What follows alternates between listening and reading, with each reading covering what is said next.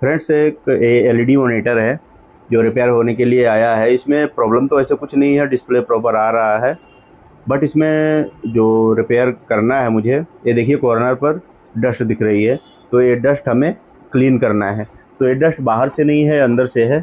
तो इसे, ये दोनों साइड में है एक्चुअली में, दूसरे साइड में दिख नहीं रहा होगा आपको क्योंकि उधर डिस्प्ले आ रहा है कुछ ग्रे टाइप का। तो इधर जिधर वाइट है उस पर ज़्यादा दिखता है, ऊपर ऊपर भी थोड़ा सा है।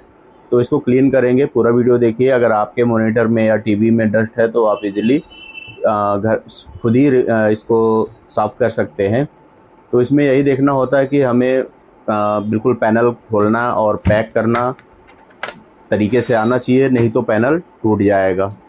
तो चलिए मॉनिटर को ओपन कर लेते हैं। ओपन करके फिर इसको पैनल को खोलेंगे।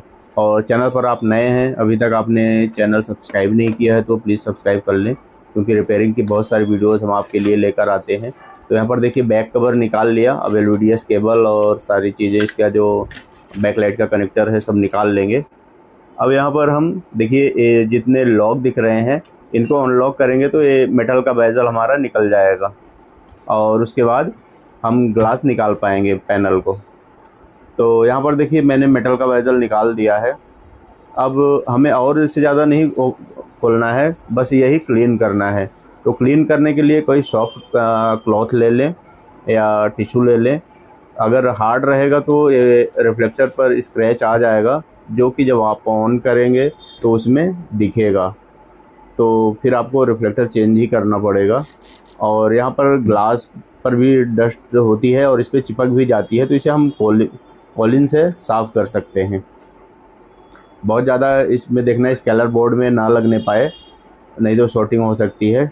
और अगर इससे नहीं साफ़ करना चाहते आप थिनर ले लीजिए, उससे भी क्लीन कर सकते हैं।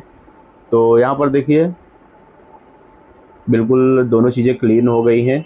अब हम इसको प्रॉपर पैक कर देंगे और पैक करके फिर चेक करेंगे कि हमारा प्रॉब्लम सॉल्व हुआ है कि नहीं।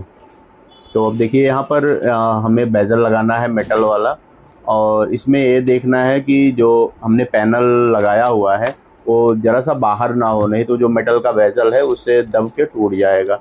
तो यहाँ पर ये ध्यान रखना है। और अब देखिए प्रॉपर तरीके से हमने लगा दिया, और अगर नहीं लग रहा है तो कोई ज़ोर ज़बरदस्ती ना करें, फिर दोबारा से फिट करें। तो यहाँ पर पैक हो गया है। अब हम डिस्प्ले केबल लगाएंगे, पावर लगाएंगे, तो दोबारा से चेक करेंगे कि हमारा जो हमने डस्ट निकाली थी वो क्लीन हो गया है कि नहीं, या और कोई स्क्रैच वगैरह तो नहीं लगा है। वैसे तो काफ़ी पुराना मॉनिटर है। तो यहाँ पर देखिए बिल्कुल साफ़ है, कहीं डस्ट नहीं है। तो अब ये टीवी हो चाहे मॉनिटर हो, एलईडी मॉनिटर हो, तो आप इसको साफ़ कर सकते हैं खुद से। तो इस वीडियो में इतना ही। आपने देखा होगा कि बिल्कुल इजी तरीके से